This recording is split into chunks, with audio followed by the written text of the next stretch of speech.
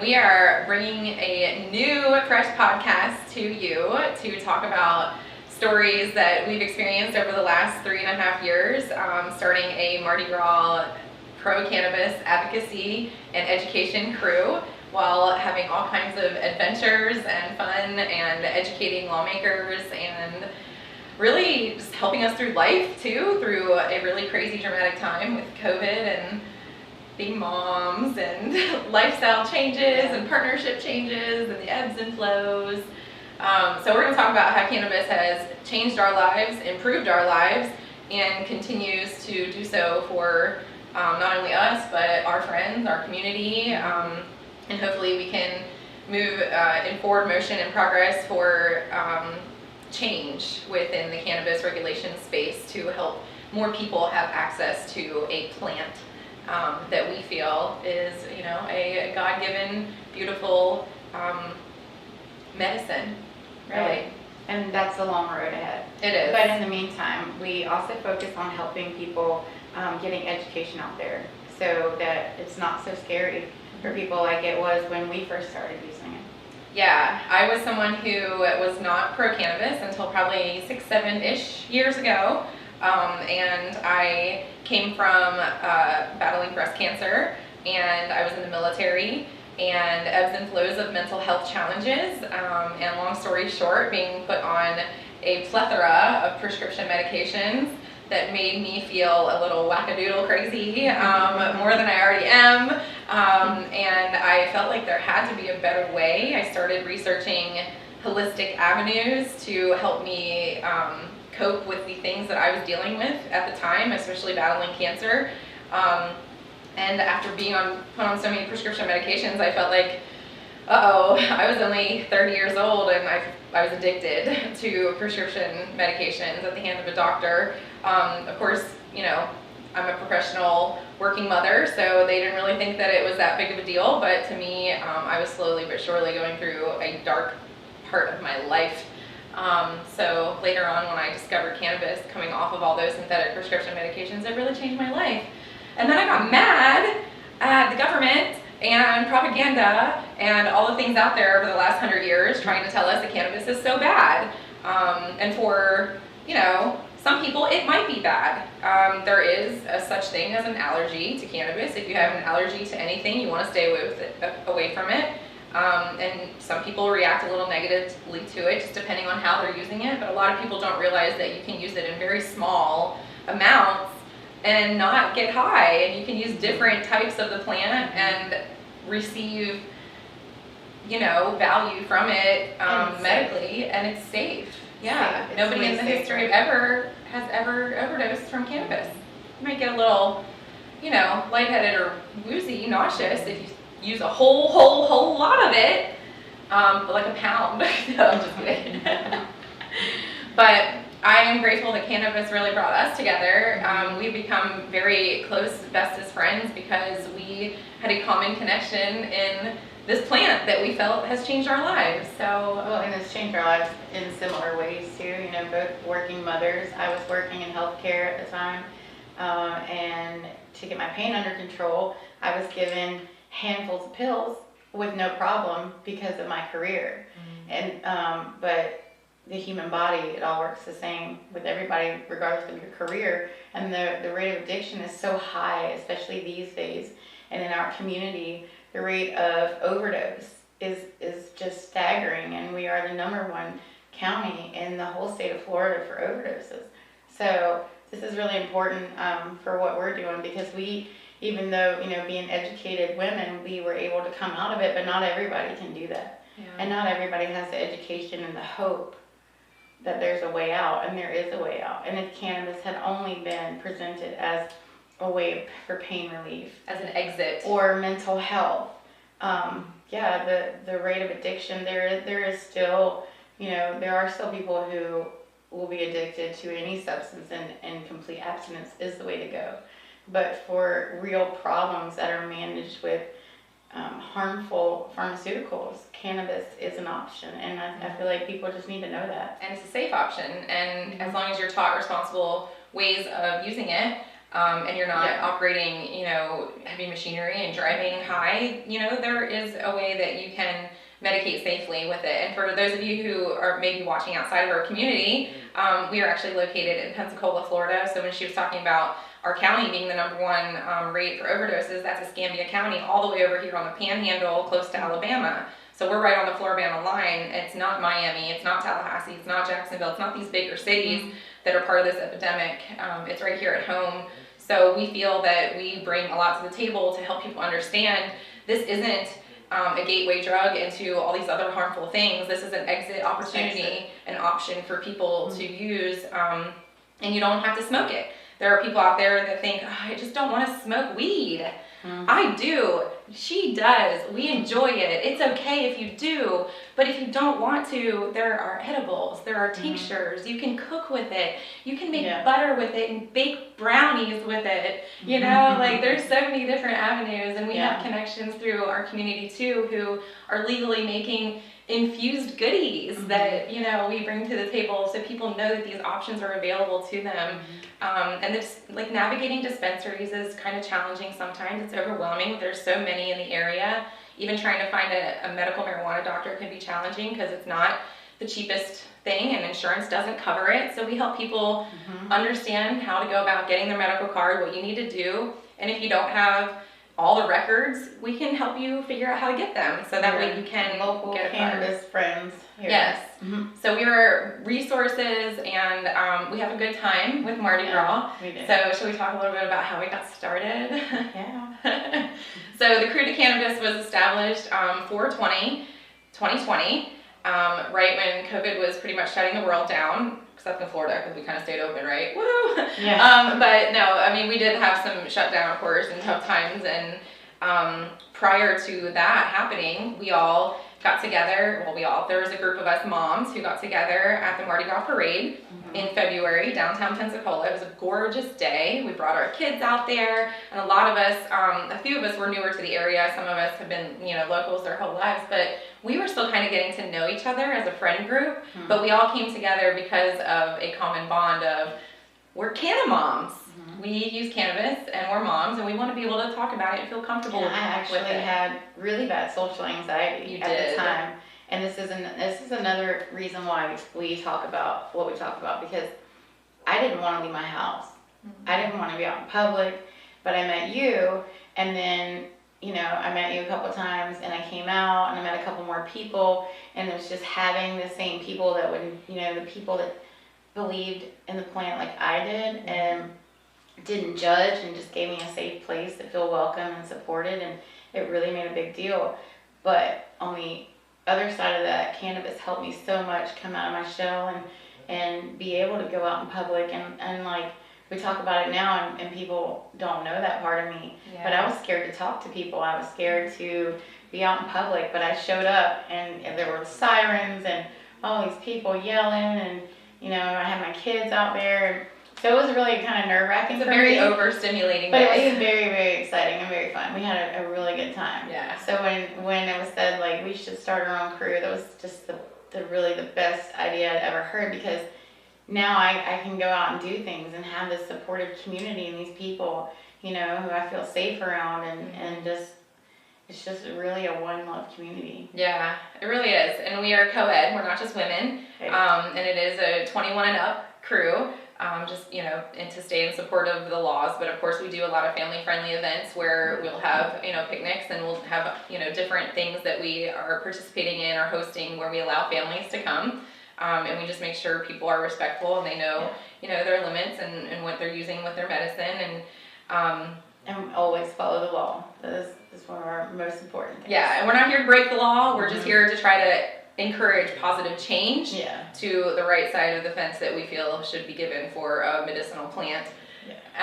But some of the fun things that we've done over the last few years is we built a float by the grace of God. We threw that thing together probably like in less than a few months through a good dozen or two, like a handful of us. I think it was about a dozen to 15 people that were really ride or dies with that, and Dana Niffen led the charge on that. She's part of our board, and really did a great job in making sure we had something safe and durable. And we got this ratchet old trailer that was kind of rough. It's not that ratchet. It just needed some love. It did. It needed some TLC love, like we all do. It's been hanging in there with us. It has been. But we don't travel too far. We don't go to Mobile or New Orleans or anything like that yet because, you know, it's just we're still in our beginning phases and stages. However, future plans are maybe getting like a cannabis going. Yeah. And I think we're going to get mobile soon. There's more things that are going to be ahead, so that way we can take more people to Tallahassee to do some advocacy work with us and lobbying with the lawmakers to encourage that positive change that we set forth with our mission. But we have really connected with so many amazing people through the community at first. I feel like Pensacola and maybe some surrounding areas might have kind of took us a little bit as a joke and like, oh, they're just those stoner girls. And then over time, we started creating events of like called Cannabis Conversations and Cannabis and Comedy, and we brought people together to educate, but also have a good time and connect with other like-minded individuals professionally and personally. And over time, people started realizing, wow, they're really like advocates and educators. They're not just smoking weed out here. We take this very seriously. Yeah. Even though we love to have fun, we take it very seriously. Yeah, it's a work hard, play hard mentality. Of course, within boundaries of safety limits. And you know, while representing the crew, we make sure that you know, waivers are signed when you're getting on the float, and we're not throwing edibles as much as people really want us to be throwing edibles. Yeah, people beg us. We don't do that. We do not throw weed. We throw weed beads. We do. We throw these beautiful weed beads, and we participate in other multi-crew events like different formal balls and we also have some really great sponsors that can get you hooked up with some legal stuff. Yes, so we don't throw it. Yes, so if you are ever interested in, you know, the non-medical avenue, we have some amazing partnerships within our crew. So definitely reach out to us or go to our website at krewedeCannabis.com, and you can see all of our sponsors and some of the really awesome things that we've done, including our ball. The ball that we did was an Emerald City, Wizard of Oz kind of theme, green out, beautiful, classy but fun, and everybody is welcome. You didn't have to wear a tuxedo or a ball gown for this. You could come as you are, but we definitely encouraged it, and it was gorgeous. It was such a event that I am just so proud of that we pulled off, because there were some growing pains through that, and there were times where we just like, oh my gosh, I don't know if we're gonna be able to pull this off, but we did. And we are going to be throwing another ball after Mardi Gras season in 2024. And this one's going to be even more amazing. Yes, this one is going to be a Maui Wowie Luau type of theme. We are going to be roasting a pig and everything. So that is going to be on 4/20/2024, celebrating our 4-year anniversary. So save the date, whether you are local or beyond. And we can help you with accommodations if you're trying to find a hotel, Airbnb. We have connections with Airbnbs and houses. So come one, come all. We hope that this is going to reach widespread beyond just the Florida Panhandle and our little local community. But we invite you to come out. Celebration on 4/20 on a Saturday. Yeah. And the event space is indoor outdoor, and April is just so beautiful here on the Panhandle. So we invite you to come out. Early bird tickets are going to be dropping soon, and tickets will be sold up until they either sell out or until April 19th. But people are still talking about our ball. Some people are kicking themselves. They missed it. Yeah. So imagine like this next year is going to be huge. So when it comes to, you know, the things that we've done so far over the last 3.5 years, what would you say was like some of the highlights of the best times? I don't know. Besides the ball, because that one was really great. It was stressful though. They're all just, it's like every time we do something, it's just, and it's not that it has to be some grand thing. They just get better and better. The people that we're surrounded with, like the love we get from the community. I mean, it's amazing. I think, okay, one that stands out in my mind, the beach parade was really fun. Oh God, the beach parade. That was so much fun. And I mean, because we're all dancing, we're dancing on the bench and the float, and the float's rocking, and we have a DJ in the back, and we, you know, back of the tow truck that drives us, and Yeah. Just, yeah. Shout out to Culture Created with their DJ, their music, their light, all of their culture and vibe that they bring to the table has been amazing. Yeah. You're right. Every time we are parading, it gets better and better, and Pensacola Beach has been lit. We will not miss a Pensacola Beach Mardi Gras parade. So much Mark fun. my words on that. But we staying out there this year too. Yes, we do. We need to stay out there. But yeah, that one was really fun. Yeah, I would say that was one of my favorites too. The ball, of course, was epic. Our cannabis and comedy shows, they just keep getting better and better. Hopefully we'll have one coming up right around Thanksgiving time frame. I think we're doing that. And we had, it's not a crew event, but your birthday was pretty, your birthday was pretty lit. Yeah, that 39th birthday. Yeah, y'all. that birthday party was. My crew, God bless them, they threw me a surprise 39th birthday, and y'all, it was kind of, there were some tough times going on in my life, and these people showed up big and out, and yes, a lot of people. I was 2 months in, and yeah. It was definitely a trying time, and we had such a great time. There was an infused chocolate fountain to make s'mores with. A dab bar. We had hemp leaves that we were juicing. Yeah. On a juice bar. Yep. There was a electric dab rig. We Live- all had live like music. gift bags with pipes and stuff. Little party favors. We had sponsored, little gift baggies. And Yep. It was so much fun. And all of the 420 you can imagine. And of course it was a private space, so when you're at a private venue or space and it is 420 friendly, you are allowed to consume your medicine however you would choose. Of course safely and responsibly, and have drivers and all of that good stuff. Yeah. And typically when we do some events like that and ball out, we are making sure it's a more private space. However, in public, we always encourage you to, you gotta be within the limits. Private party. In It was not a crew. It was not a crew. That's right. It was my private birthday event. Yeah. But all the crew showed out. I love them so much for it. So much fun. That was awesome. So yeah, the Krewe de Kannabis definitely has been a blessing of so many different stepping stones into creating change, making waves, bonding, creating new friendships, creating new business relationships. Give huge shout out to Sean Vincent for his creative design and ability, and Wealthy Visions Pro for helping us start this podcast and making it something that can reach more of our community than just being here locally within, Pensacola. So we definitely hope that we can bring some more great stories to you and education and light. We're going to be sharing the journey. We're going to be showing you the ropes to get to Tallahassee if you're interested in coming and talking to lawmakers and sharing some of your story. We'll get into our stories a little bit more. We're going to have guests on this podcast if you're interested in being a guest.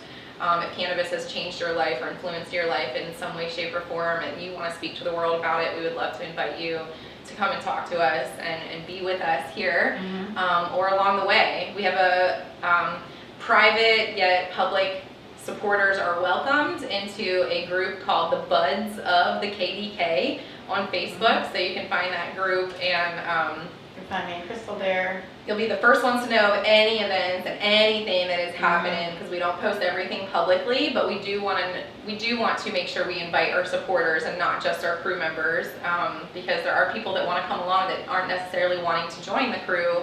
They want to do fun things with us, so we are creating more of an outlet and a space for that, to bring people along who are more in support, that can't do all the parading and they can't do all the things. But we are actively looking for people who are willing to go to Tallahassee with us in the future, and to create some change and sign some documents, and maybe be part of some writing some verbiage into the documents, because these changes of the laws that we're trying to create, they start with grassroots. They start with people like just us that have a story to share and have passion behind it. So that's one of the things I'm most excited about too, with where we're going, what we stood up to be a voice in this community for. And that's kind of what we're doing here, is trying to reach out, not only to educate people who aren't familiar with cannabis, but also to make those connections with people who are, so that we can come together and put our heads together and use our strengths and push forward and make this thing happen. Yeah. I'm really excited to do this with you. I'm excited. So you'll get to know our families, our lives a little bit. You might even see some vulnerabilities. We're emotional humans, but I'm definitely gonna cry. Probably. We want to bring you some exciting things, and anything that you have questions about, we want you to, drop those comments, and feel free to ask any questions that you may want to learn from when it comes to advocacy, education, cooking with cannabis, growing with cannabis. We're going to have some growers probably, and people who are master baker infusers, and we don't know all the things, but we want to bring people on who know the things, and we want to bring value to our community well beyond just what we're doing in person here in Pensacola. So I'm looking forward to it. Again, go to cruisecannabis.com. I'm Crystal. I'm